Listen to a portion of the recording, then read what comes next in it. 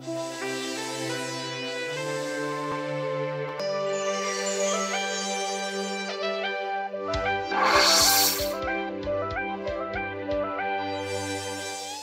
Dieu soit béni.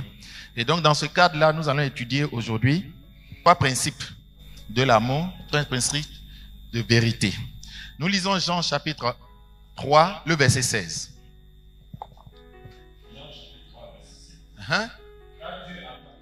Car Dieu a tant aimé le monde son Fils unique, qu'il a donné son Fils unique, afin que quiconque croit en lui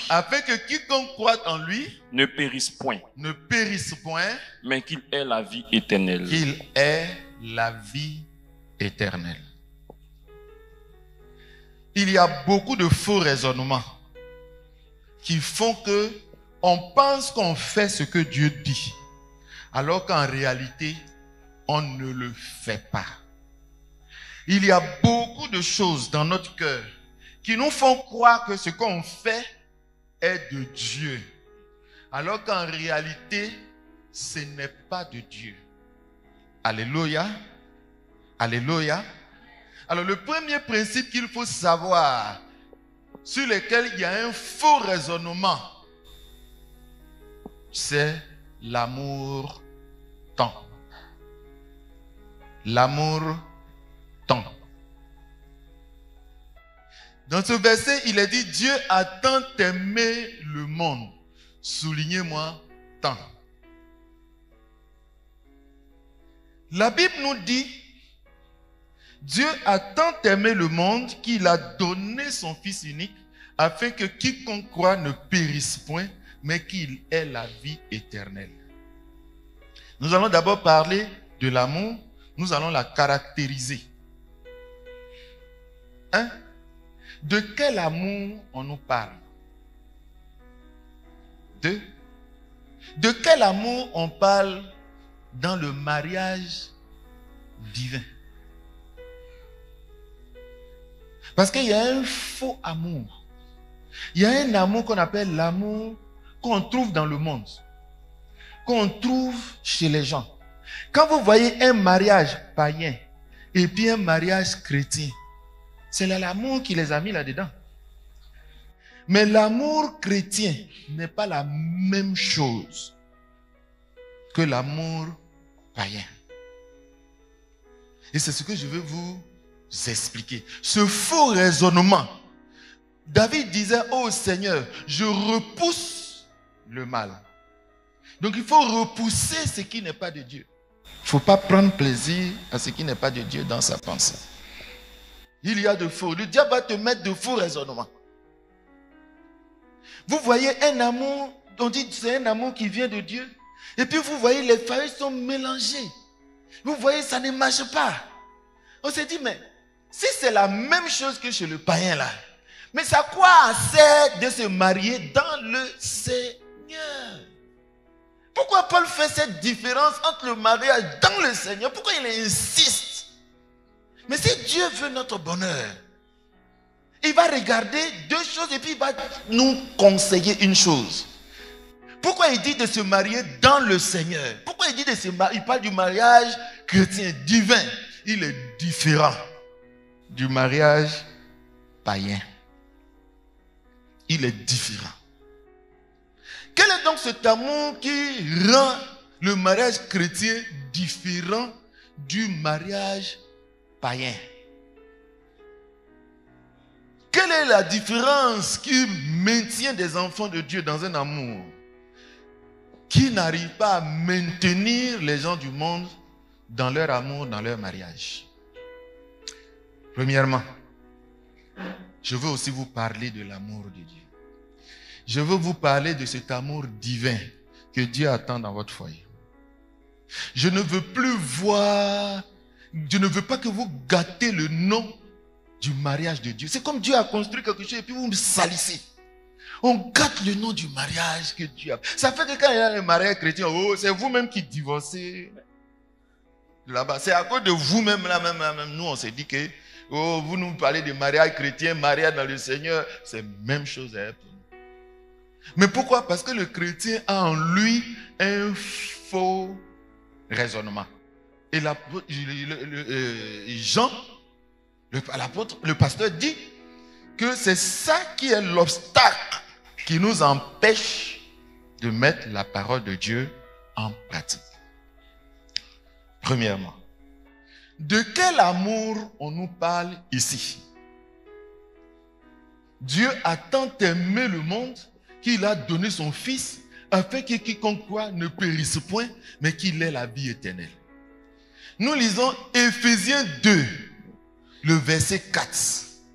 Éphésiens 2, le verset 4. Nous lisons. Éphésiens chapitre 2, verset 4.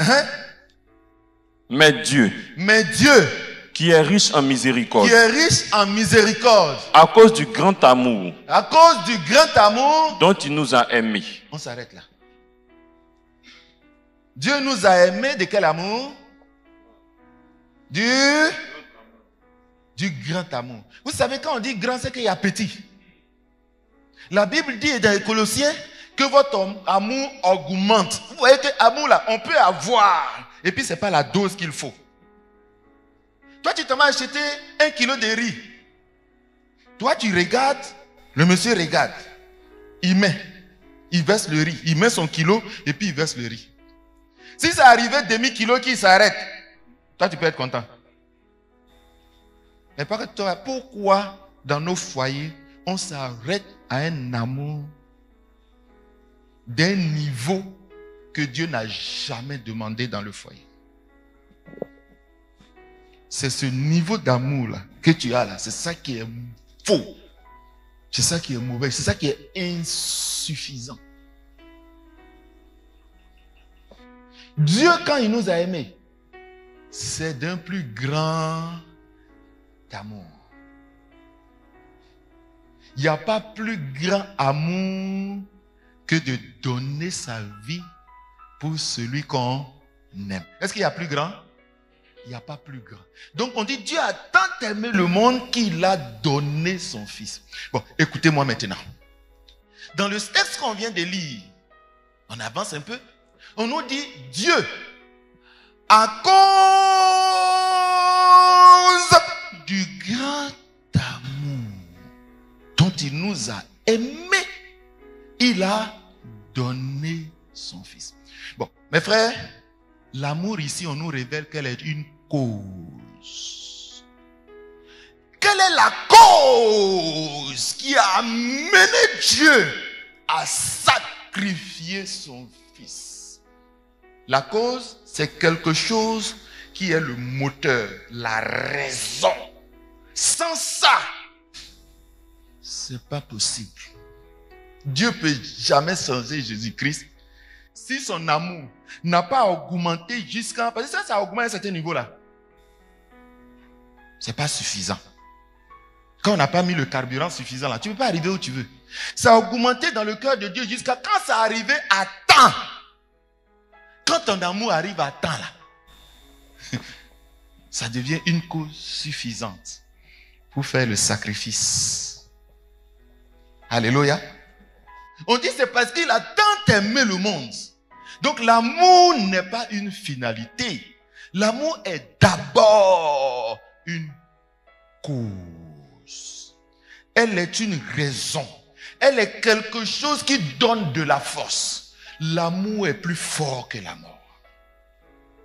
Dieu, c'est cet amour-là qui a fait qu'il a eu la force de faire le sacrifice. Troisièmement, qui a aimé? Dieu a tant aimé. Bon, et Jésus-Christ. Jésus dit, de même que mon Père vous a aimé, moi, je vous ai aimé. C'est la même chose, non? C'est forcément la même chose. On dit même chose. Quand on dit même chose là, ça veut dire que c'est même degré. On est d'accord? C'est pour ça qu'il dit je donne ma vie. On dit je donne ma vie. La Bible nous dit l'amour de Dieu donc est éternel. Mais pourquoi votre amour là Un jour, ça a commencé et puis ça s'est arrêté. Bon, vous avez dit, mon homme de Dieu, il y a différents types d'amour. Ça, là, bon, ça c'est un amour différent. C'est là ton erreur. C'est là ton erreur. L'amour avec lequel tu es rentré dans le foyer là, tu t'es trompé dessus. Tu t'es trompé dessus. C'est pour cela que ton mariage ne vaut rien du tout. C'est pour cela que le mariage païen ne peut pas valoir le mariage chrétien. Il y a une différence.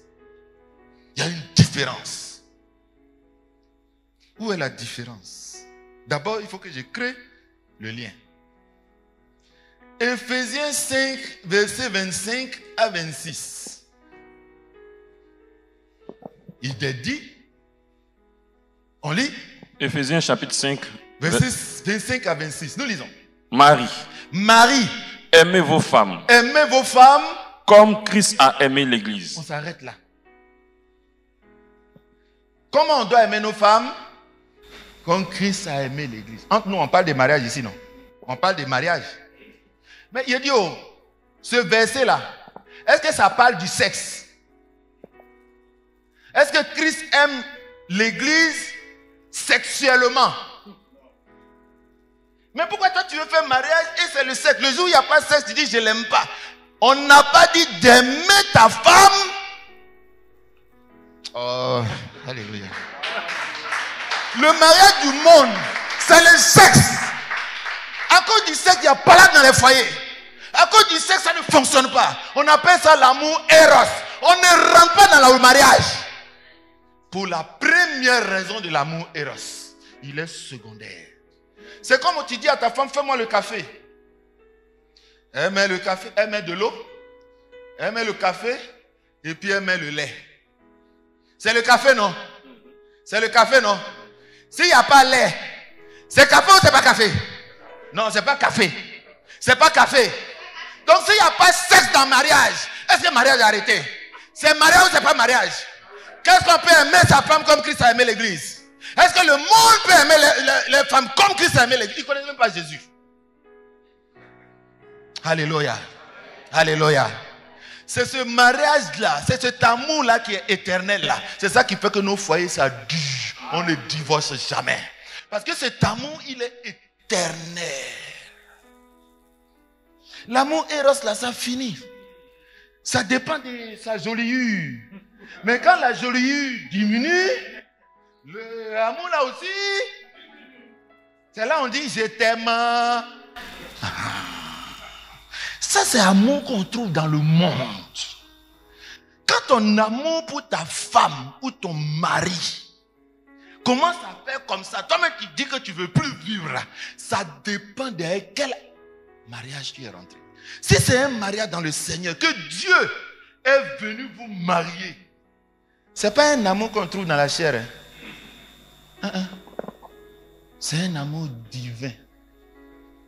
Quand on dit Dieu a aimé là, et puis on dit toi il faut aimer comme Dieu a aimé. Mon frère, comment toi aussi tu peux te tromper et puis vouloir faire comme les autres font? Ce n'est pas la même chose mon frère. L'amour dont on demande d'aimer ta femme comme Christ a aimé l'église dans le mariage, il est au-delà du sexe.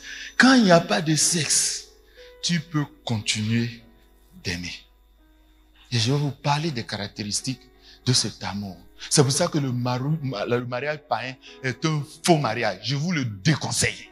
Et comme Paul a dit, je vous dis, c'est Jésus qui a parlé par Paul, il dit pardonnez. Si vous voulez trouver le bonheur dans le... Quand Dieu parlait du bonheur dans le mariage, c'est pas sans Dieu. Donc tous ceux qui font mariage sans Dieu, ça va vous choukouya. Et bien ils appellent comment? Foyer fou, non? Ça va être fou. Ça va être un fou. Parce que tu as un faux raisonnement du mariage avec lequel on rentre. Le mariage avec l'amour avec lequel Dieu va rentrer. Le sexe n'est qu'un complément. Mais il n'est pas l'amour pour lequel on te demande d'aimer ta femme. Et si tu n'es pas prêt d'aimer comme ça, ton mariage va ressembler pour les païens. Ça va ressembler pour les païens. Retiens bien. Marie aime ta femme comme Christ a aimé l'Église. Nous continuons. Lorsque l'amour arrive à un certain niveau, qu'on appelle le niveau temps, ça ne reste pas indifférent. Ta femme souffre, ça ne te dit rien. Mon amour, mon ami, ton amour là, c'est pas la même chose. Parce que l'amour, quand il est temps, tu ne peux pas voir ton frère dans les problèmes et puis tu vas le laisser comme ça. C'est pour ça que Jean dit, mes frères, aimons-nous. Si un frère voit son frère dans la détresse et qu'il ne lui donne pas de quoi pouvoir s'aimer, comment peut-on dire que l'amour de Dieu est en lui? Vous voyez que l'amour n'est pas suffisant. Il dit il t'aime, mais ce n'est pas à un certain niveau où on peut dire qu'il a l'amour de Dieu. Écoutez-moi bien. La Bible dit, n'aimez pas le monde. Celui qui aime le monde, l'amour de Dieu n'est point en lui. Et ici, on nous dit, Dieu a quoi? Mais nous, on nous dit de ne pas aimer le monde. Et puis lui, il aime le... Aïe, il faut qu'on explique ça. Parce que le monde là, il y a 3 catégories. Le premier monde là, il dit la convoitise de la chair, la convoitise de l'orgueil qui est dans le monde. C'est ce monde-là, c'est le système du péché. C'est le système qu'on appelle le monde. Il dit ne pas aimer ça. Mais ce monde-là, c'est la deuxième catégorie, ce sont les hommes. Oh, quelqu'un comprend quelque chose? Mais toi, tu aimes ta femme comme comme le monde aime. Et quand tu es arrivé à cet amour, toi et puis moi là, on dit amour de Dieu là. On dit, je vais expliquer d'abord avant de venir à ça. Sinon vous n'allez pas me comprendre. Dieu a tant aimé le monde qu'il a donné son Fils unique afin que quiconque croit ne périsse point mais qu'il ait la vie éternelle. Il dit, l'amour de Dieu là, ça vise quelque chose. On dit Dieu m'a aimé. Au lieu de me dire bonjour, c'est une façon d'aimer, non? Il y a beaucoup de façons d'aimer. Mais quand l'amour est temps là, la personne qui est dans... Tu cherches le problème qui dérange la personne pour arranger. Oh, quelqu'un comprend quelque chose. Quand tu appelles ça amour. Tu regardes le problème. Et ce n'est pas n'importe quel problème. Nous, on avait beaucoup de problèmes. Mais ce problème-là, c'était notre plus grand. Ton frère a un problème de santé. Tu dis, bon, voilà un peu de bonbons, tu vas manger. Il va te dire, amen, non. Mais est-ce que ça amène là sera fort? Ça ne sera pas fort. Ça ne sera pas fort. Donc Dieu, quand l'amour arrive à temps, tu ne peux pas être indifférent. Tu ne peux pas être indifférent à la situation. Ton mari, ta femme t'a fait quelque chose. Si ton amour est temps, tu vas pardonner. C'est pour ça qu'on dit l'amour pardonne. Là aussi, écoutez-moi très bien. 1 Corinthiens 13, qu'on vous a bien expliqué au travers du missionnaire, écoutez-moi très bien. Le verset dit quoi? L'amour, aidez-moi, pardonne. Non, vous n'avez pas encore compris. Qui pardonne? C'est toi. Toi, tu as les capacités de pardonner. Toi, tu as le pouvoir d'aimer quelqu'un. L'amour est une force. La Bible dit Dieu a déversé l'amour. Parce qu'il sait que s'il aimait, ça ne peut pas être fabriqué par un être humain. Ça ne peut pas se fabriquer, ce genre d'amour. C'est pour ça qu'il a déversé. Vous savez, en chimie, là, il y a des trucs là, quand tu mélanges un peu, ça réagit seul. Ce n'est pas toi qui as fait. Mais lui seul, il réagit. Sans le secours d'aucune. N'aidez pas l'amour. L'amour est plus puissant que la mort. L'amour, là, c'est elle qui fait que, quand elle est temps, tu ne peux pas résister. C'est elle qui te jette. Alléluia. C'est elle qui te jette. Parfois, dans le foyer, c'est compliqué. On dit, les mauvais parents disent, il faut la laisser. Je l'aime, elle veut comment? On dit, on te gifle, on te frappe, t'as cassé un œil. Je l'aime. Hé, l'amour. Ça dépasse tout ça. Alléluia. En ce moment-là, vous avez l'amour chrétien. vous avez l'amour de Dieu. Cet amour-là, il ne passera. On peut voir divorce dans l'église. Est-ce qu'on peut voir divorce dans l'église? Est-ce que l'amour peut finir? Mais c'est quel amour? Et puis tu dis que moi je n'aime plus ma femme.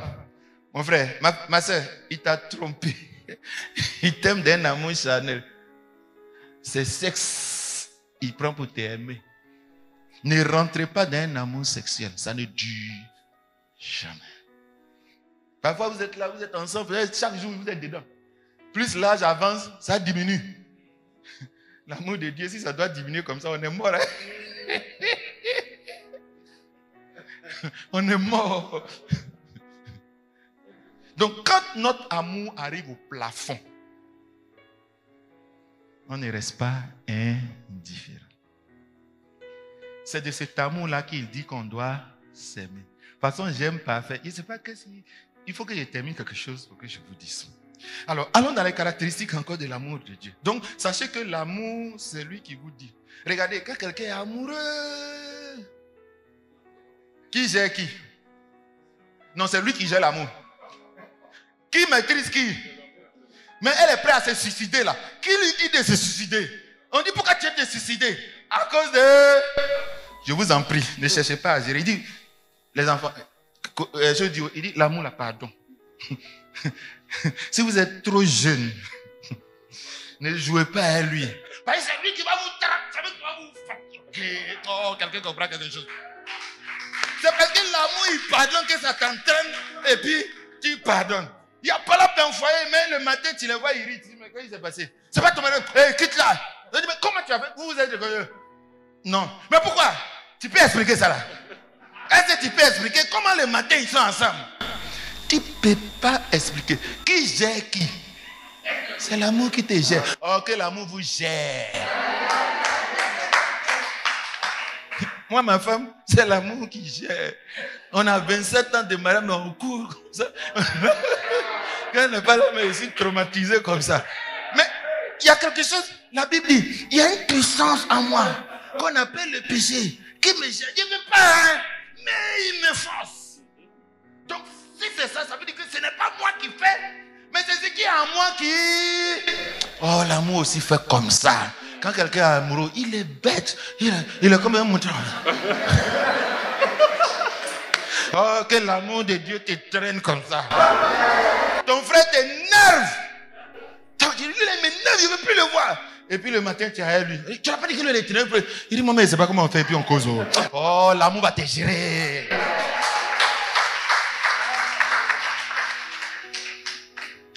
L'amour a géré Dieu.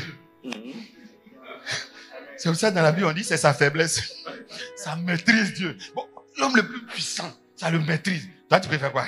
Oh, laisse-toi gérer par l'amour.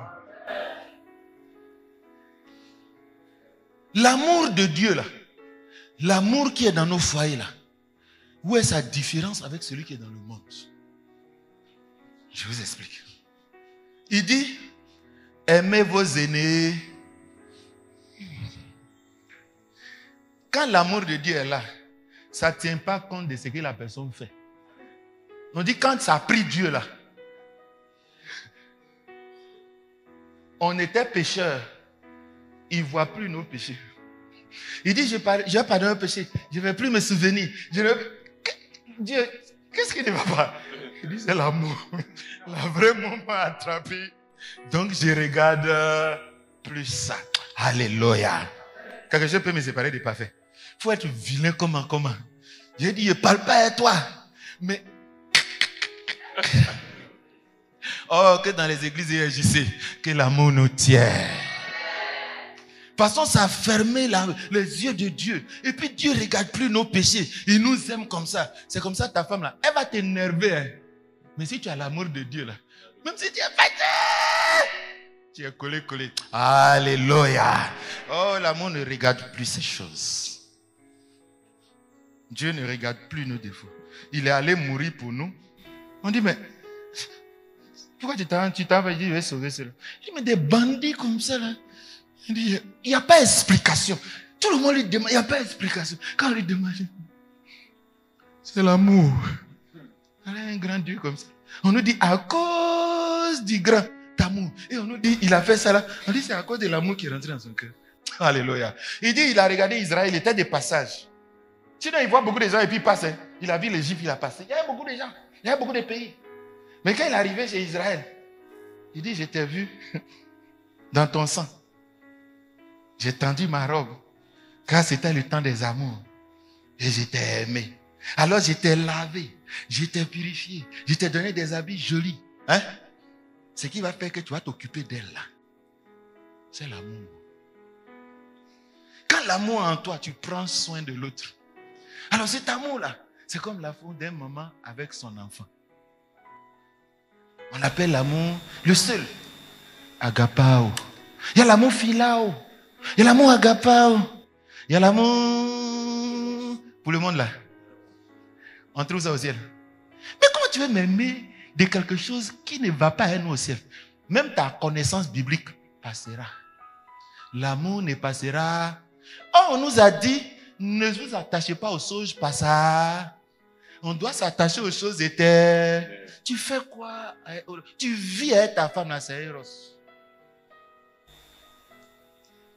On dit souvent, c'est quand un homme couche avec sa femme, il dit, je t'aime. Ton thème là, c'est Eros. Ce qui tient les foyers, c'est cet amour de Dieu qui regarde ta femme. Aucun défaut ne peut faire que tu vas te séparer d'elle. Aucun défaut. Parce que ça ne voit pas. Ça prend la personne comme c'est. Et elle se sent en sécurité. Parfois, les femmes sont dans le foyer. Attends, il faut. On dit, mais il y a quoi? Pourquoi tu.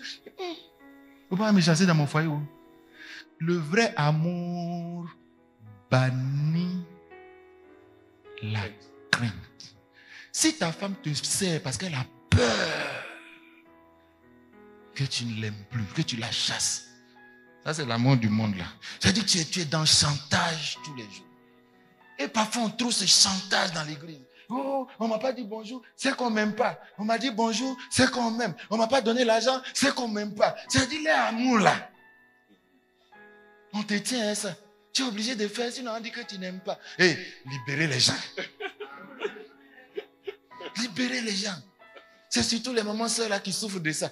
Et libérez-vous. Et amour comme ça, là, c'est pas vrai amour. Libérez-vous de ça. Alléluia. Alléluia. C'est l'amour qui pousse. Tu ne peux pas stresser l'esprit des gens. Alléluia. Donc, l'amour de Dieu, cet amour temps, quand il est au niveau temps, assurez-vous que le mariage que vous faites, votre amour est au niveau temps. Regardez l'amour. Vous demandez à quelqu'un, à une femme, pourquoi tu aimes le monsieur là? Réponse, non, je l'aime. Parce que quand il est là, je suis bien. Et il est gentil avec moi. Il me donne l'argent. Et il me respecte. Il s'occupe. Vous voyez comment on me dit amour comme ça là? Un amour comme ça, c'est un amour recevoir.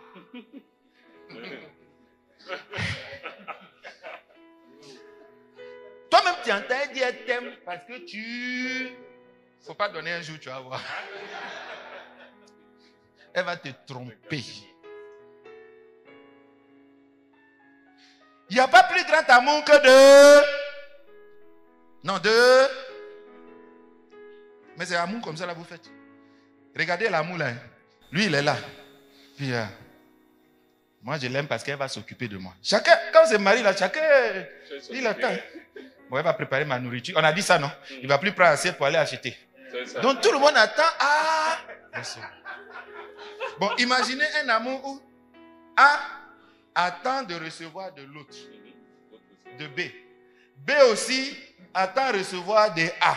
Donc, on est animaux là. Et puis, on se critique.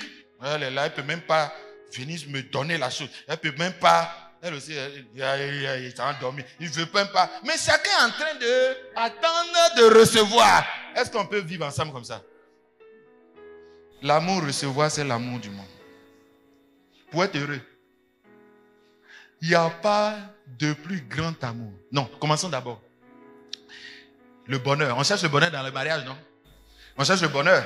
Alors, l'homme le plus sage dit, voilà le chemin du bonheur. Il y a plus de bonheur à... Non, à recevoir. À recevoir. Il y a plus de bonheur à donner qu'à recevoir. C'est pour ça que celui qui sert l'autre, Dieu considère qu'il est le plus grand que celui qui cherche à recevoir. La main qui donne est au-dessus de la main qui... Maman, il dit il est chef, mais dans le ciel, là, c'est toi qui seras son chef. Parce que c'est toi qui donnes seulement. Et tu ne reçois rien. Alléluia. Cet amour-là, le jour où Dieu l'a donné, quatrième caractéristique, c'est un amour sans mérite. C'est-à-dire, on ne regarde pas les qualités, on ne regarde pas les défauts, parce que ce qui opère en toi, c'est le temps. Quand l'amour est trop grand en toi, parfois les parents disent, tu aimes la fille là, tu as vu quoi sur elle-même? On peut expliquer ça. Je n'ai rien vu. C'est l'amour qui me mène à la personne. Est-ce que vous comprenez? C'est comme ça fonctionne. Donc, l'amour ne regarde pas ces choses. C'est pour cela que pendant que nous étions encore péchés, c'est pour ça qu'on dit, maintenant, comment prouver? Vous savez, il y a beaucoup d'amour dans notre cœur. Il dit, mais comment on peut y différencier ces deux amours-là? C'est pas ça? Il faut qu'on fasse différence. Il dit, Dieu prouve son amour en ce que, quand nous étions encore pécheurs, Christ est mort pour nous. Donc, comment on prouve cet amour? Ça dit que quand quelqu'un ne mérite rien et que tu l'aimes quand même, c'est la preuve que ton amour vient de Dieu. C'est pour ça qu'il dit, celui qui aime son frère, l'amour de Dieu est en lui. Celui qui pardonne son frère, l'amour de Dieu est en lui. Celui qui aide son frère, l'amour de Dieu est en lui. L'amour de Dieu se distingue en ce que, il dit, comment nous avons connu l'amour de Dieu? Il dit, bon, l'amour de Dieu là, comment on le connaît? Il dit, nous avons connu l'amour de Dieu en ce que, lorsque nous étions, le contexte est important pour différencier quel type d'amour il y a dans ton cœur. Moi, béni, je vous aime jusqu'à la mort. Je vous ai toujours dit, on va vieillir ensemble, non? Est-ce que j'ai tenu compte de ce qu'un jour tu vas m'insulter? Un jour tu vas faire nianfou nianfou. Moi, il me gaba de ça. Une maman, son enfant fait du mal. Elle le frappe. Et puis tu dis, mais l'enfant, il t'a fait, il faut le tuer. Elle va être d'accord avec toi. Elle dit, ça ne va pas chez toi, non? Je suis fâché, il a dit que... Mais tu dis qu'il a fait, si tu peux aimer quelqu'un qui fait, c'est de cet amour. Ça dit que quand une maman s'occupe de son enfant, elle n'attend rien en retour. Elle n'attend rien en retour. Elle ne fait pas calcul. Moi, aujourd'hui, il t'a aimé. Toi, tu ne m'as pas aimé. Moi, il t'a donné l'argent, tu ne m'as pas donné l'argent. Hein, les mamans? À mon calcul. Toi, tu ne m'aimes pas. Pourquoi? Tu ne m'as pas donné pain. Hey, arrêtez ça. Il n'y a plus important. Ton mari prie pour toi. La vie éternelle, là. On ne va pas ça au marché. Est-ce qu'on va ça au marché? Est-ce que ça, c'est amour, ça, là? Tu peux vivre avec quelqu'un, au lieu de te donner l'argent, il te donne la vie éternelle, il te donne la foi, il te donne la grâce. Comme on dit souvent ici, on ne mange pas ça. Nous, les chrétiens, on mange ça. Alléluia. Donc, l'amour, on dit, une femme, elle avait son enfant. Deux femmes disent que c'est pour nous. Il y a une qui a dit, on n'a qu'à couper. L'autre dit, il ne faut pas en couper. On n'a qu'à lui donner. L'amour ne regarde pas son propre intérêt. Pourvu que l'enfant vive. Oh, quelqu'un comprend quelque chose. Comme je n'ai pas couché avec elle, là, je ne l'aime plus. Je ne lui donne plus l'argent. Ça, là, c'est un amour égoïste. Cet amour-là, il est de bas niveau. Je n'ai pas dit qu'il ne faut pas le compléter. Il dit, mettez lait dans votre café. Mais s'il n'y a pas lait, vous boire ton café quand même. Alléluia. Alléluia. Alléluia. C'est la première vérité que je voulais partager avec vous. Nash, on attend que tu aimes cette femme-là. C'est pour toujours. On dit l'amour est éternel. Il n'y a pas de divorce dans le foyer des chrétiens. Il n'y a pas, comme elle ne me respecte pas, je ne vais plus l'aimer. Sinon, à 8 heures, vous allez vous aimer. À 9 heures, vous n'allez pas vous aimer. À 10 heures, vous allez vous aimer. À 11 heures, vous n'allez pas vous aimer. Cinquième catégorie, on aura le temps de revenir sur tout ça à le département enseignement.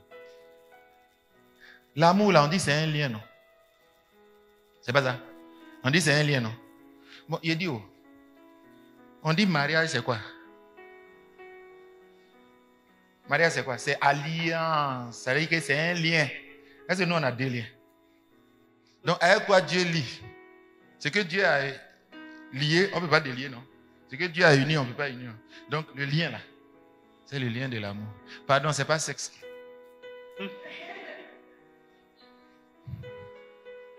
Ce lien-là, c'est ça qui est imparfait. C'est ça qui est entre vous et nous, les hommes de Dieu. Un jour, Moïse a dit, est-ce que moi, il dit, je veux peuple. Est-ce que toujours Dieu, oh Dieu, est-ce que moi, il veut. Dieu l'a fait progresser. Un jour, Dieu a dit, bon, je vais tuer tout le monde. Il dit, jamais de la vie.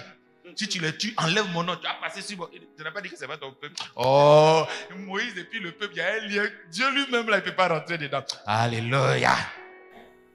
C'est de cet amour-là qu'on aime. On attend. Tu as ton bébé. Il chie sur toi. Tu le jettes.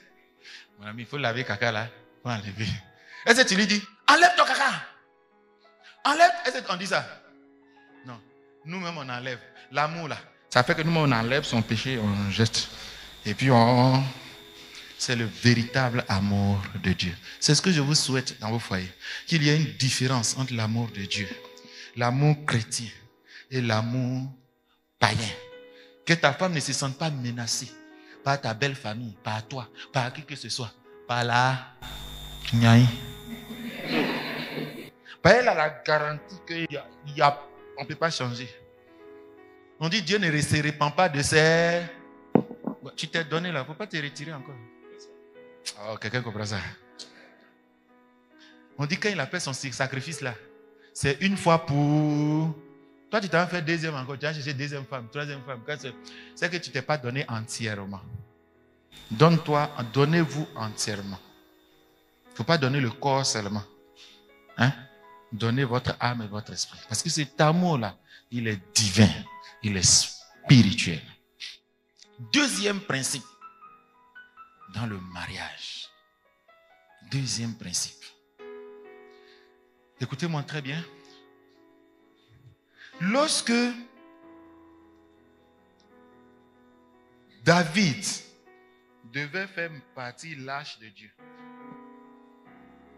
vous connaissez l'histoire. Je vais aller vite parce que je n'ai pas beaucoup de temps. Vous connaissez l'histoire. La Bible nous dit, Dieu lui a fait beaucoup de bien. Et lui aussi, il a voulu faire quelque chose pour Dieu. Donc, il a appelé tous les peuples et il leur a dit, vraiment, je veux qu'on fasse rentrer l'arche de Dieu. J'ai construit un truc pour Dieu. Je veux qu'on mette là l'arche de Dieu. C'est une bonne intention, non? C'est une bonne volonté. Mieux, il a appelé tout le monde. On a fêté, ça fêtait, ça dansait. Et quand ils ont dansé, l'arche a failli tomber. C'est pas ça? Ça a failli tomber. Il y a 2 attitudes. Je peux faire ça. Je m'en fous. Ça n'a qu'à tomber. Ça, c'est pas bon. Ça, nous tous, on sait que c'est pas bon. Je vais vous montrer les 2 pensées. Il y a une pensée qu'il ne faut jamais avoir dans le foyer. C'est ça qui pourrit le foyer. C'est ça qui pourrit. C'est un fondement qui solidifie le foyer.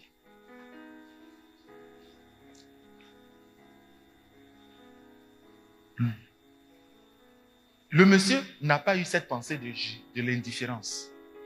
On est d'accord? On a vu, il ne faut pas être indifférent. Il n'a pas eu l'indifférence. Donc, deuxième catégorie, il a eu de l'intérêt. Il est allé attraper, bonne intention, pour ne pas que ça tombe.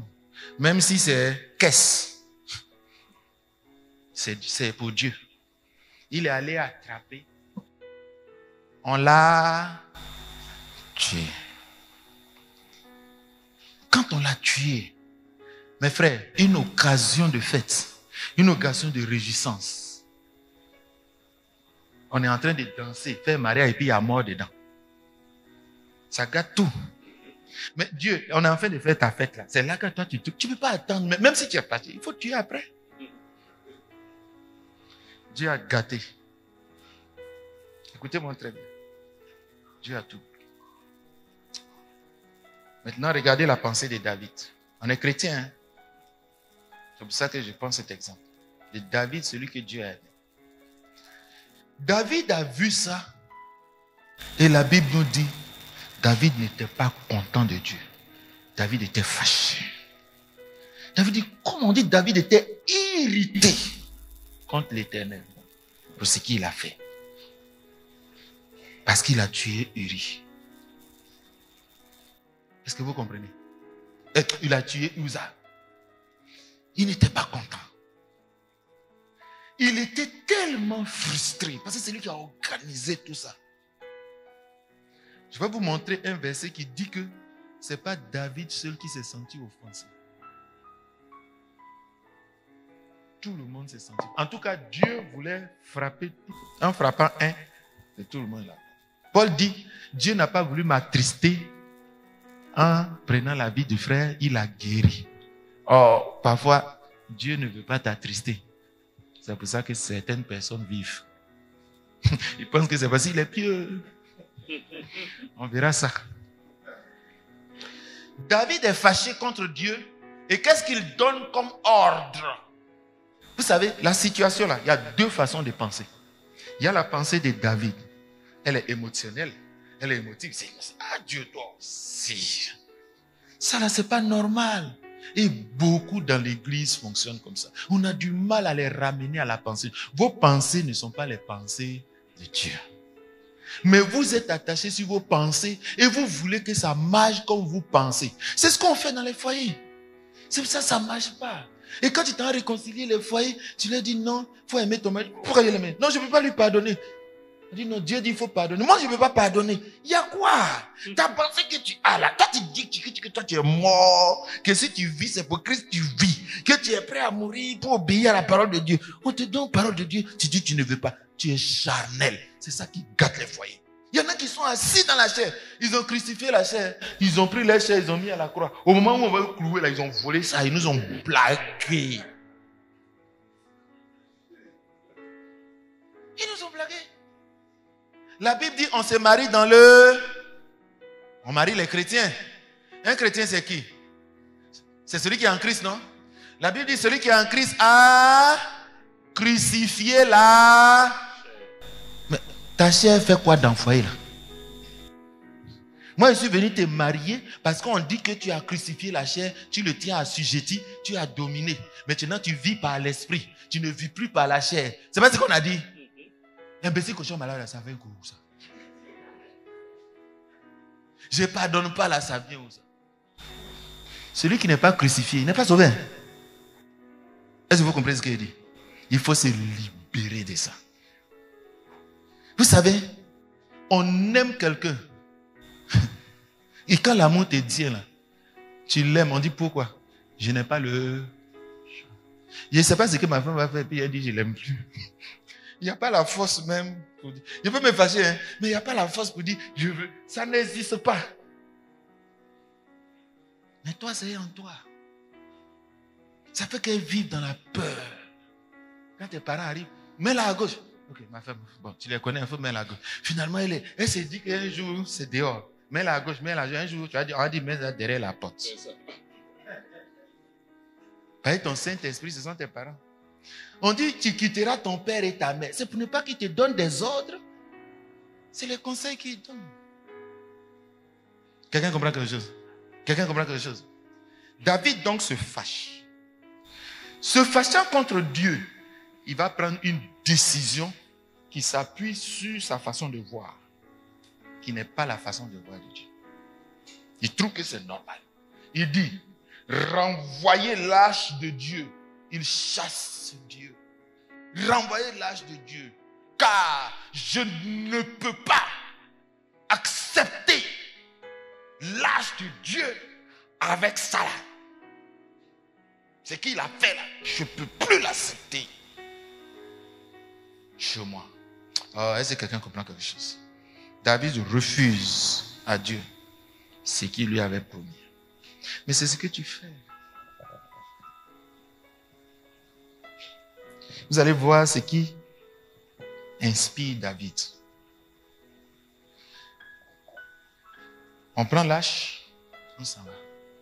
Bon, où on a enlevé et puis on a amené là. On dit, David dit, c'est fini. Il dit, mais on va mettre tout. Il dit, j'ai dit, débrouillez-vous, vous voulez mettre. Mais Dieu ne rentre plus ici. Avec moi, il ne peut pas vivre avec quelqu'un comme ça. Il rejette, il renvoie l'âge de Dieu. C'est ce que tu fais. On dit de pardonner, tu dis jamais. Celui qui vous rejette ne rejette pas un homme, mais il rejette Dieu. Quand vous rejetez les serviteurs de Dieu, c'est Dieu que vous rejetez. Il dit, celui qui rejette ces paroles-là, ne rejette pas les paroles d'un homme, mais c'est Dieu qui rejette. Paul dit, si vous ne recevez pas ces paroles-là, vous rejetez ces paroles, ce n'est pas un homme, c'est les paroles de Dieu. Paul dit, vous avez reçu mes paroles, non pas comme venant d'un homme, mais vous avez compris que ça venait de Jésus-Christ. Si tu regardes mon grenet là, tu ne peux pas obéir à Dieu. Ton amour pour Dieu doit être indépendant de mon gros nez. Il renvoie Dieu. Il refuse. Certainement des gens ont plaidé. Il dit c'est terminé. Je ne peux pas accepter un Dieu comme ça dans ma vie. Alors chacun a fabriqué son Dieu. Chacun veut éduquer Dieu. Chacun veut dire à Dieu. Nous on est rentrés dans... C'est pour ça qu'avant de venir chez Dieu, là, il dit il faut te tuer d'abord. Il faut renoncer à toi-même. Il faut renoncer à tout. Parce que tout ce que tu vas dire là, c'est pour moi qui va s'accomplir. Alors quelqu'un comprend quelque chose. Il renvoie. Obed. David a regardé la sévérité de Dieu. Il a considéré seulement la sévérité de Dieu. Il n'a pas aussi compté la bonté de Dieu. C'est pour ça que la Bible dit considérez la bonté de Dieu et la sévérité de Dieu. Toi, tu abuses de la grâce. Tout est grâce. Tu voles la grâce. Tu pêches la grâce. Tu as couché d'empêcher la grâce. On doit considérer les deux. Dieu peut te frapper. Dis non, hein? Dans le Nouveau Testament maintenant, Dieu a amour. C'est-à-dire qu'ils ont fabriqué un Dieu comme ils veulent. Jésus là, il a fini de te servir. Maintenant là, c'est toi qui es son serviteur. On dit il est assis ou il n'est pas assis. Bon, quelqu'un qui est assis, tu penses qu'il est venu te servir. Lui, il a fini de faire pour toi. Maintenant, il t'a nommé. C'est toi qui dois te lever. Paul dit, levez-vous. Lève-toi et sers ton Dieu. Obed dit, bon, moi je prends l'âge de Dieu chez moi. Ne méprisez pas les corrections de Dieu. Quand on t'a châtié dans l'église, on t'a mis à l'écart, ne fuis pas l'église. Quand ton mari t'a grondé, ne tourne pas le dos. Je vais vous expliquer cette troisième partie. Obed dit, moi je prends. Obed prend Dieu chez lui. Regardez le Dieu de l'univers, comment on le gère. Un homme qui l'a créé. Il dit, je ne veux pas. Je refuse. Je ne pardonne pas. Je ne le salue pas. Je ne lui dis pas merci. Il dit, celui qui donne un verre d'eau, c'est à moi. Celui qui ne donne pas, c'est à moi qui l'a fait. Vous faites beaucoup de ce que David a fait. Et votre conscience ne vous dit rien. Obed prend David et prend l'âge de Dieu chez lui. Il prend Dieu tel qu'il est. Et la Bible nous dit, on voit la maison d'Obed qui est quoi? Hein? Qui est bénie. Écoutez-moi très bien. La Bible dit, David voyant que quoi? La maison de Obed était bénie. Il dit, envoyez l'âge. Qu'est-ce que David a regardé? Bénédiction. Il y en a qui ont accepté Dieu, c'est à cause des bénédictions. Il y en a qui ont accepté Dieu. C'est à cause des bénédictions. David est devenu, il voit Dieu comme celui seulement qui fait ce qui est bien. Mais il ne doit pas le châtier. Le pasteur, c'est celui qui doit, pasteur, il faut prier pour moi. Pasteur, il faut m'aimer. Pasteur, il faut m'aider. Mais le jour où le pasteur dit, ce péché-là, arrête. Oh, va là-bas. Hey, prenez-nous. Hein. On est doux comme Dieu, mais on est sévère aussi comme Dieu. Vous comprenez? David regarde bénédiction. C'est à cause des bénédictions. Il dit, Dieu, viens chez moi. Est-ce que c'est comme ça que Dieu veut qu'on l'aime? Est-ce que amour temps là, ça calcule? Dieu, quand il t'a regardé là, il n'y avait rien qu'on pouvait chercher en toi. Il n'y avait rien qui pouvait gagner. C'est amour temps qui agit. Et beaucoup vivent à cause de ce que Dieu leur donne. Comment on peut être dans un... L'église, c'est un mariage. Comment on peut être dans un mariage, on aime quelqu'un à cause de ce qu'il a. Est-ce que ça, mariage comme ça peut marcher? Mais tes prières là, c'est Dieu donne-moi, Dieu donne. Ta relation avec Dieu, c'est rempli de requêtes. Il y a toutes sortes de prières. Mais soit c'est Dieu donne-moi. C'est ça qui est. Ce qui a fait donc amener David à la repentance. Écoutez-moi bien. David pardonne Dieu parce qu'il veut la bénédiction de... Écoutez-moi bien. Quelqu'un n'a qu'à te faire du mal. Donne-lui l'argent, il va te pardonner. C'est les chrétiens d'aujourd'hui. Ta femme est fâchée. Donne-lui pain. Elle oublie. Maman, il est fâché avec lui. Tu lui donnes un peu, il sourit à toi. Tu penses qu'il t'aime? Quand ils ont le sexe, et là, j'ai entendu quelqu'un qui dit, la nuit porte conseil. Donc, ça ne concerne pas les célibataires. Quand les sages disaient ça là,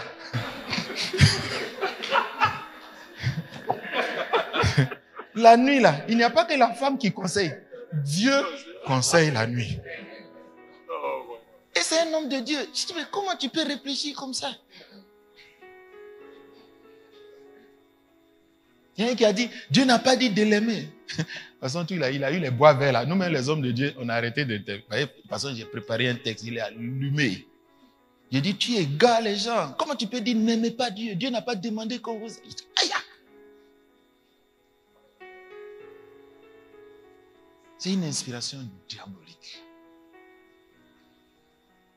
Il s'est laissé séduire par une inspiration. Il faut qu'il demande pardon à Dieu, qu'il reprenne son chemin. Alléluia. David demande maintenant que Dieu vienne chez lui. À cause de quoi? Intérêt. Amour intéressé. Je ne veux pas voir ça dans vos foyers. Quand Dieu est venu vous lier par le lien de l'amour, c'est un amour indépendant. Tout ça là, ça va finir. Mais l'amour demeure toujours. David demande donc que Dieu vienne et puis il s'installe. Dieu va révéler à David dans une chronique pourquoi il a frappé Uri. Et David va comprendre qu'il s'est trompé. Tu vois, ta pensée là, c'est difficile. Et je vais venir à pourquoi je le dis. La Bible dit, David dit. Beaucoup ne connaissent pas ce texte, je vais lire rapidement. Ce n'est pas qu'on dit que quand il raconte pour moi, là, on dit que ce n'est pas dans la Bible. C'est dans la même Bible, là. Il faut lire ta Bible. La Bible dit, David dit, un chronique, je lis mon texte. 1 Chronique 15, verset 1 à 10. Écoutez-moi très bien. Je vais aller directement au texte. Verset 11. David appela les sacrificateurs Sadok et Abiatar et les Lévites Uriel, Azaja, Joël, Shemaja, Eliel, Aminadab. Et il leur dit, vous êtes les chefs de famille des Lévites, sanctifiez-vous et vos frères et faites monter à la place que je lui ai préparée l'arche de l'Éternel du Dieu vivant. Parce que vous n'y étiez pas la première fois, l'Éternel notre Dieu nous, pas lui, nous a frappés. Quand on aime quelqu'un, on ne dit pas toi, on dit nous. Quand ton mari a chié, c'est toi qui as chié. Il ne faut pas aller raconter aux gens que ton mari a chié. Quand on est un là,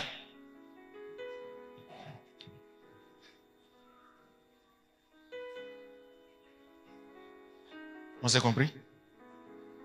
Quand on sème, on ne monte pas son village à sa main gauche.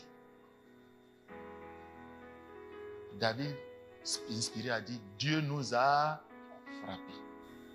Donc en frappant un, c'est comme il a frappé nous tous. Si un pleure, c'est nous tous qui sommes. Pourquoi? Parce que nous tous, nous formons un corps. Mais quand quelqu'un est en deuil, toi, tu ne vas pas. Et puis tu dis qu'on est un. On n'est pas un, on est deux. Quand un tombe, l'autre le... Toi, tu l'enfonces, tu le critiques, tu le calomnies, tu peux raconter à tout le monde. L'amour couvre. Tu prendras le soin de le reprendre. Mais tu ne la haïras pas. C'est la haine. Quand tu commences la calomnie, c'est que la haine est dans ton cœur. On verra une prédication sur l'unité du corps de Christ. Notre un, là, ça n'a qu'à être vrai, vrai. Pas comme dans le monde. Ça n'a qu'à être vrai. Quand tu ris, je ris. Quand tu pleures, je pleure. On n'a pas dit que quand je ris, il faut faire l'effort. On dit que c'est naturel. Si un enfant joue et puis son pied est cassé, sa maman va rire. L'enfant pleure, non? Sa maman rit. Vous allez dire, c'est ça, c'est sa maman. Est-ce que sa maman a envie de rire? Est-ce qu'elle a envie de pleurer? Il y a un invisible qui... Ça rend... On appelle ça l'amour. L'amour qu'elle a pour son fils ne peut pas le faire rire. On dit on doit être un même cœur, un même sentiment, une même pensée. Mais ce que tu penses, je ne pense pas. On est deux. C'est pour ça qu'il faut toujours s'accorder. Un chef ne prend pas de décision et puis il dit je m'en fous. Il prend la décision, il cherche l'accord. Il cherche à prouver ça même par le résultat. Tu as pris décision, ça a mélangé la famille, qui ne vient même pas t'excuser. C'est normal. Mais ce que tu fais là, ça s'impacte sur nous. Ton argent, tu as pris pour aller jouer l'auto là. C'est ça qui fait qu'on ne mange pas. Donc, toutes tes décisions que tu prends, ça nous impacte. Quand tu prends une décision et puis tu dis, moi, il y a qu'à assumer. On va te frapper d'abord et puis on va s'assumer ensemble. Donc, quand tu as l'amour, vous êtes comme attachés par des bois. Quand un soulève son pied s'élève. Quand un baisse son pied se baisse. C'est pour ça que quand ils sont en péché, tu cours pour dire qu'il ne faut pas pécher. Parce qu'on est liés ensemble. Alléluia. David dit donc, il n'a qu'à venir. Dieu lui révèle que, nombre 14, il a dit aux sacrificateurs, lorsqu'ils vont faire l'âge, vous ne devez pas toucher, c'est eux seuls qui doivent toucher. Ne prenez pas la place des serviteurs de Dieu. Vous avez vu, ils ont décidé de faire un projet sans ceux qui ont été mandatés pour conduire. Le projet est bloqué. Le projet est bloqué. David réalise donc, c'est maintenant il réalise qu'ils ont violé un commandement. La Bible dit dans Nombre 14, de peur que vous ne mouriez. Donc Dieu n'a appliqué que sa parole. David est fâché, pourquoi? On met quelqu'un à l'écart, il se fâche. Pourquoi tu me hais? Je ne fais que faire ce que Dieu a. Toi et moi, on dit on vient servir Dieu, non? On vient faire ce que Dieu dit, non? Mais pourquoi quand moi je fais ce que Dieu dit, toi tu es fâché? Mon ami, c'est qu'on n'est pas dans le même camp. Parce qu'il y a des gens là, quand on fait ce que Dieu dit, et puis on se fâche, c'est que toi tu es dans l'autre camp. On n'est pas ensemble. David réalise là. Dieu n'est pas fou. David finit donc, on installe, il espère quoi? Pourquoi il allait chercher l'âge? À cause de quoi? À cause de la... Mais tu ne peux pas faire chanter Dieu. David n'aura aucune bénédiction. Ce que David a fait, cette façon d'aimer Dieu sans sa parole, c'est ce que je veux vous dire. Vous pouvez vous aimer entre vous, mais si tu trompes ta femme, ce n'est pas de l'amour. La Bible dit celui qui m'aime garde mon commandement. Quand tu gardes le commandement, alors on dit tu aimes. Donc tu ne peux pas dire que je vis avec ma femme de l'amour de Dieu et puis tu violes la parole de Dieu. Tu es un menteur.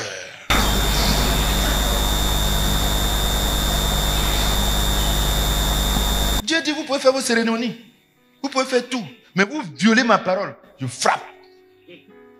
Donc, ce n'est pas une affaire d'émotion. Ah, mon enfant est mort. Oh Dieu, pourquoi? Il y a une femme qui écrivait. Vraiment, elle a éprouvé ma maman. Moi, j'ai mis pause sur ma relation. Vous pensez que votre relation là, c'est vous qui manipulez. Vous avez play, stop, play. Dieu n'est pas bête pour vous donner le play et le stop de sa relation. C'est lui qui a ça. Il y a longtemps, lui, il ne te considère pas. Toi, tu penses que tu as mis play. Lui, il y a longtemps, c'est lui qui gère ça. Quand j'ai écrit à la dame, il dit, madame, il y a longtemps, Dieu, lui, il a mis stop sur toi. C'est maintenant qu'il réalise que tu es sûr. On ne donne pas de télécommande à un enfant. Comment? La gloire de Dieu, il va te confier ça. Jamais. Jamais. Donc, David veut que les choses se passent sans le commandement. Même si on viole le commandement de Dieu, Dieu n'a pas le droit. Il doit fermer sa bouche. La grâce. Ils ont une façon, tu as une façon de voir la vie. Il y a une façon de voir, ce n'est pas la pensée de Dieu. Tu es assis dessus, parce que tu regardes le mal qu'on t'a fait. Parce que tu vois comment ça te fait mal. Tu dis, je ne pardonne pas. Ma chérie, tu n'es pas dans la vérité, tu es dans les ténèbres.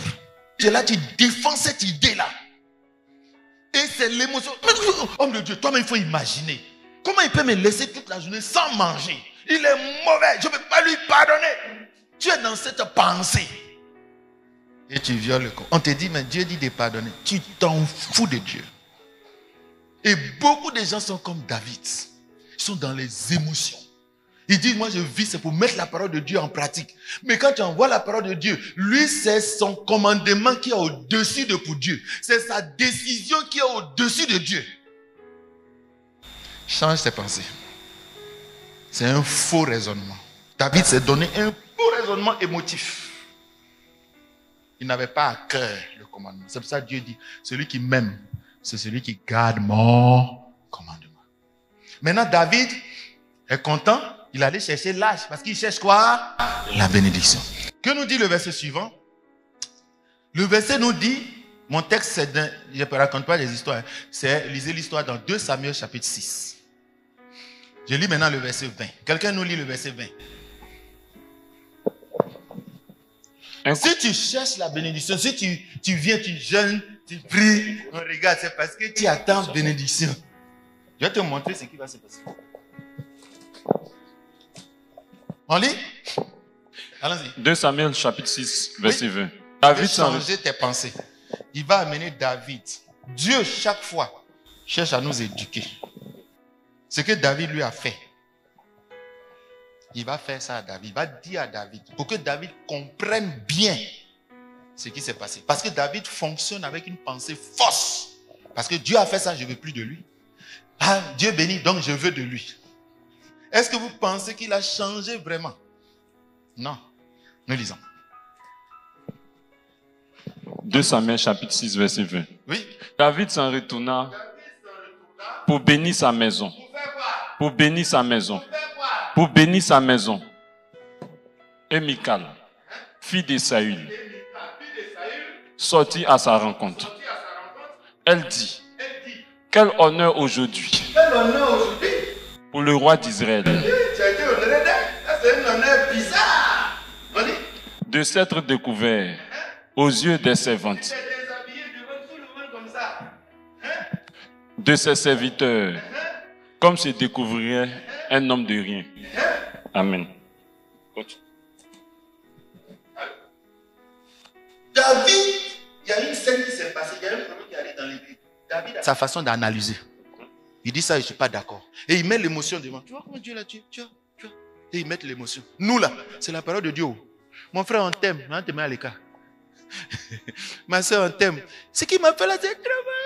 Yako, vous pardonnez. Oh, voilà. Il ne peut pas aller. Il n'y a pas d'autre chose à te dire. Oh. Yako. Yako.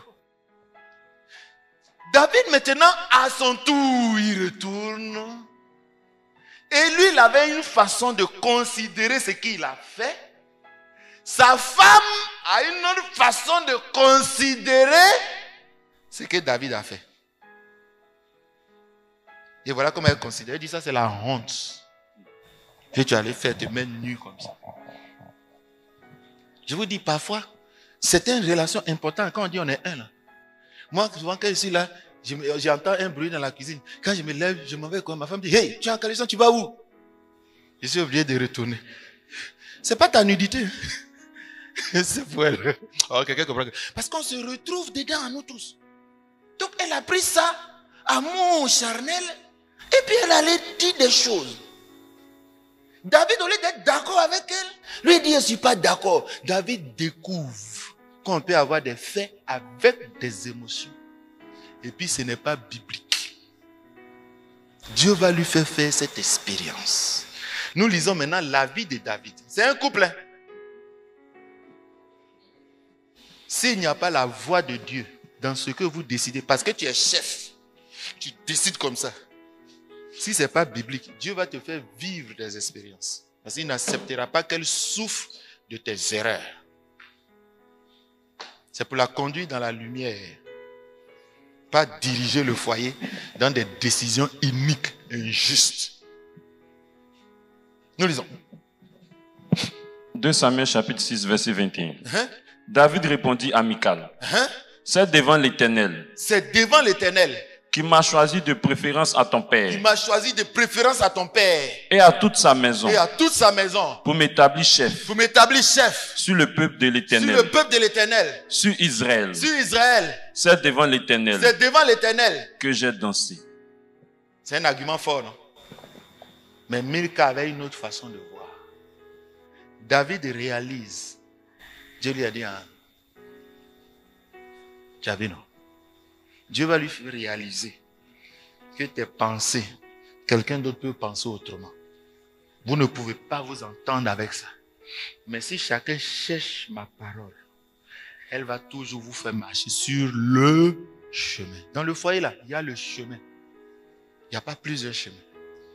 Vous devez chercher toujours la volonté de Dieu dans le chemin. Vous devez chercher toujours la volonté de Dieu. Rappelez-vous, David est venu bénir ça. Dieu le met aussi dans une situation, il réalise. On lit la suite. Sa maison là, ce n'est pas les bâtiments, hein. C'est pas ça. Puisqu'on dit qu'il a béni le peuple. Donc il s'en va aussi bénir ça. Il n'aura pas de bénédiction. Nous lisons. Verset 22. Oui. Je veux paraître encore plus vil que cela. Et m'abaisser à mes propres yeux. Néanmoins, je serai en honneur auprès des servantes dont tu parles. Verset 23. Or Michal, fille de Saül, n'eut point d'enfant jusqu'au jour de sa mort. C'est bénédiction. David a la malédiction. Bénédiction, il cherchait. On ne manipule pas Dieu. Dieu veut nous éduquer à sa volonté. On ne manipule pas Dieu. Il y en a qui, regardez cette histoire de dîmes. Si tu donnes pas, tu seras maudit. Un foyer comme ça, nous on est fiancés à lui. Et puis si on ne donne pas, on sera maudit. Ou bien, je donne parce qu'il va ouvrir les écrits des cieux pour me donner. Le jour où il ne donne pas, ah, pasteur, moi il donne depuis, il me donne. Ça dit qu'ils sont en transaction avec Dieu. Dieu est leur banquier, ils font jeu d'intérêt. C'est pas foyer, ils vivent. C'est Kouchaman, ils vivent. C'est jeu d'intérêt. Dieu va te dire, c'est un jeu. Il dit, ton amour n'a été que des intérêts. Ton amour n'a jamais été sincère avec moi. Toutes tes prières n'étaient que de te donner. Tout ce qui ne va pas, tout ce que je veux, ma volonté, c'est pas ça qui t'intéresse. Tu fais ce que je ne veux pas. Et tu viens me dire de faire ta volonté. Moi, je t'ai mis à mort. Je t'ai pris pour que moi, ma volonté s'accomplisse. C'est la troisième leçon, mais je n'ai pas le temps. Peut-être je vais la résumer. Il y en a qui croient que c'est leur projet. Ils sont convertis pour réaliser leur projet. Vous vous trompez. Un jour, Abraham et Sarah, ils fabriquent un projet d'enfant. Parce qu'ils ont besoin d'enfants. C'est de l'émotion. Dieu a mis son projet d'enfant dans leur vie. Mais c'est son projet. Et on se retrouve avec deux projets. Le projet d'héritage de Dieu. Le programme d'héritage d'Abraham et Sarah. Lequel va rester? Chasse la servante. Avec son fils, il n'héritera pas. Dans ton cœur, il y a ton projet. Je vais tromper ma femme. Il y a le projet de Dieu. Ne la trompe pas. On verra celle que tu vas chasser. Dans ton cœur, il y a la désobéissance. Et il y a l'obéissance. Dans ton cœur, il y a la copine. Et puis il y a sois fidèle. On verra le cœur des projets. Il y a beaucoup de projets dans le cœur de l'homme. Mais dans le cœur d'un vrai chrétien, c'est le projet de Dieu qui... Le Saint-Esprit va travailler au projet de Dieu. Pas à ton projet qui l'éloigne de Dieu. Tout projet qui empêche Dieu de réaliser. Lui, son programme, il a fait ça avant que tu naisses. Toi, tu viens de naître, tu dis, n'a qu'à changer pour lui, pour que pour toi, n'a qu'à ça. Ah, lui, il a créé le monde, c'est pour réaliser pour lui. Le monsieur, il entend, il fait dessin, et puis il fait la femme là, Coco taillé. Tu dis, non, il faut lui donner cheveux. Il dit, mon ami, moi, il fait mon projet, il dit, sera Coco taillé, tu vas faire quoi? Oh, quelqu'un comprend ça? Tu dis, je suis né en Jésus-Christ, mais c'est pour toi là qui t'intéresse. Je ne viens pas à l'époque, non, il était fatigué, non, il était... Tu penses que tu es venu pour t'occuper de toi? Je suis la servante du Seigneur. Mon fiancé va me quitter. Je suis la servante du Seigneur. Oh, l'amour, elle ne regarde pas ce que j'ai perdu, ce que j'ai gagné. Apprends à renoncer à tout pour Dieu. Sinon, ton amour ne sera pas sincère. Pourquoi Dieu demande qu'on chasse Ismaël et sa mère? Ça a choqué Abraham. Hein, tu es dans l'émotion. Tu fonctionnes avec ton âme, le siège de tes émotions, et non avec ton esprit, avec l'esprit de Dieu. Tes émotions, dès que quelque chose te touche, c'est que c'est mauvais. Non. Il faut l'examiner à la lumière du spirituel, de la parole de Dieu. Oh, que la loi de Dieu soit votre chemin. Il y a un chemin du bonheur. Tout ce qui est conforme à la volonté de Dieu vous rendra heureux. Si vous êtes heureux, c'est que vous êtes dans la chair, vous êtes dans Eros. Vous avez abandonné l'amour temps. L'amour temps ne finit pas. Ce qui finit là, c'est l'amour Eros, ça finit. À un moment donné, on ne peut même plus coucher ensemble. Mais on s'aime quand même. L'amour temps prend le dessus. Agapao, l'amour c'est divin, spirituel. L'amour qui reste dans l'église, qui fait qu'on est toujours ensemble jusqu'à la fin de nos vies. On m'a giflé, on m'a pas giflé, on est ensemble. Alléluia. Oh, le pasteur m'a parlé mal, je m'en vais. Hey, s'il sort du milieu de nous, c'est qu'ils n'étaient pas des nôtres. Parce que s'ils étaient des nôtres, ils seraient restés. Quoi? On m'a giflé, il y a encore resté. Ah, mais c'est comme ça l'amour là. Toi, tu as giflé Dieu et puis il dit je t'aime. C'est de l'amour, ça là, on vit. C'est pour ça qu'il dit, quand on ne peut pas faire quelque chose là, on fait quoi? On suit. Sinon, nous tous, on est frère. Il y a longtemps, Francis, moi, mais il est frère il y a longtemps. Mais je n'ai pas le choix. Donc, je suis obligé de supporter. Pourquoi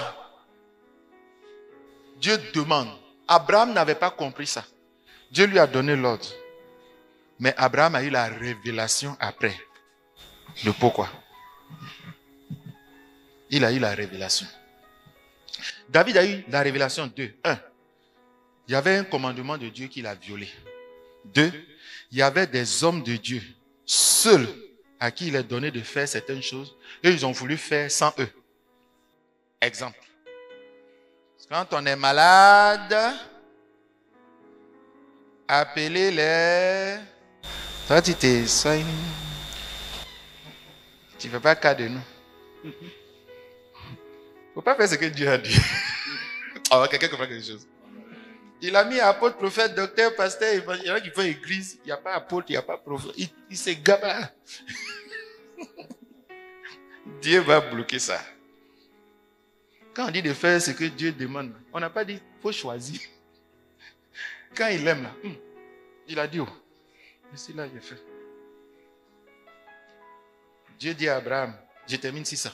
Nous allons lire, nous allons chercher à comprendre pourquoi Dieu a chassé Ismaël. Il faut que je vous donne cette révélation.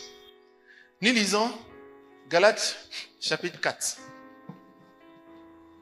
Et vous allez juger si on doit chasser Ismaël ou on ne doit pas chasser Ismaël. Galates chapitre 4, versets 21 à 31. Je termine ici ça. Galates chapitre 4, versets 21 à 31. Nous lisons rapidement. Galates chapitre 4, versets 21 à 31. Oui. Dites-moi. Oui. Vous Et puis qui- nous tous, on a décidé si on le chasse ou on le garde. Mais c'est l'enfant du monsieur. Hein, les mamans, c'est mon enfant. C'est l'enfant du monsieur. On lit. Verset 21 à 31. Oui. Dites-moi, Hein? vous qui voulez être sous la loi, Oui. n'entendez-vous point la loi? Oui. Car il est écrit Hein? qu'Abraham eut 2 fils. Abraham eut 2 fils. Un de la femme esclave, Abraham a eu combien? 2 fils. Est-ce qu'il y a un qui n'est pas son fils? 2 fils. Si on veut regarder fils, il y en a 2. Mais si on regarde la parole de Dieu, il y en a un. Oh, change tes pensées. Ce n'est pas tout ce que tu vois qui est la volonté de Dieu. Ce n'est pas tout ce que tu décides. Tout ce qui est dans ta pensée qui vient de Dieu. Parfois, tu accomplis la volonté de la chair. Tu sais la chair, tu sais le diable. Nous lisons. Un de la femme esclave et un de la femme libre. Bon, attendez. Sinon, les 2 sont fils. On est d'accord? Si on s'arrête là, ils sont 2 fils. Mais il y a aussi quelque chose dont il faut tenir compte pour évaluer les pensées qui sont dans mon cœur. Ces 2 pensées qui sont dans mon cœur. Comment discerner la volonté de Dieu? Il y a une qui est esclave. L'enfant vient d'une esclave. L'autre enfant vient de la femme libre. Ça fait que ces 2-là n'ont pas les mêmes statuts. Donc leur source. Ça veut dire que si ta pensée vient de la chair et une autre pensée vient de l'esprit, tu ne dois pas considérer les 2 de la même façon. Tu dois chercher la source de ma pensée. Faciliter un peu le travail aux hommes de Dieu. On te dit que ce n'est pas bon. Mais comme toi, ça te fait mal, c'est que comme ça te fait mal, c'est que ce qu'il a fait n'est pas... C'est pas comme ça fonctionne. On n'a pas dit de marcher par toi. On dit de marcher par l'esprit. L'esprit, il est indépendant de toi. Nous lisons. Verset 23. Mais celui de l'esclave naquit selon la chair. Et celui de la La femme... chair est sortie dedans. Et celui de la femme libre Oui. naquit en vertu de la promesse. La chair et l'esprit n'ont pas les mêmes sources. Nous lisons. Ces choses sont allégoriques. Abraham ne voyait pas ses 2 enfants comme ça. Il avait une seule façon de voir, ce sont mes enfants. Mais il fallait qu'il aille dans le spirituel pour voir la différence. Écoutez-moi très bien. Nous lisons. Ces choses sont allégoriques. Car ces 2 femmes sont 2 alliances. Allons vite. L'une du mont Sinaï, Oui. enfantant pour la servitude, Oui. c'est Agar. Ensuite. Car Agar, c'est le mont Sinaï en Arabie. Et elle correspond à la Jérusalem actuelle, qui est dans la servitude avec ses enfants. Mais la Jérusalem d'en haut est libre. C'est notre mère. Car il est écrit, réjouis-toi stérile, toi qui n'enfantes point. Éclate et pousse des cris, toi qui n'as pas éprouvé les douleurs de l'enfantement. Car les enfants de la délaissée seront plus nombreux que les enfants de celles qui étaient mariées. Les enfants de la délai, de la chassée. On lit. Verset 28. Écoutez bien. Pour vous, frères, comme Isaac, vous êtes enfants de la promesse. On va voir ce qu'on appelle la postérité. On y va. Vous êtes l'enfant de la promesse. Et de Moi, même, je ne suis pas né de la volonté de la chair, de la volonté d'un homme. Mais je suis né de Dieu. Ta nature, ce que tu es chrétien là, ce n'est pas parce que ça te faisait mal ou tu voulais. C'est parce que Dieu a décidé. Si tu es content d'être chrétien, si tu es né par l'esprit, marche aussi par l'esprit. Nous lisons. verset 29. Oui. Et de même, car alors celui qui était né selon la chair, né selon la chair, c'est qui? C'est qui? Ismaël, Donc, car alors Ismaël persécutait, celui qui était né selon l'esprit. Qu'est-ce qu'Ismaël faisait? Il maltraitait Isaac. Il est méchant. Il faisait du mal à Isaac.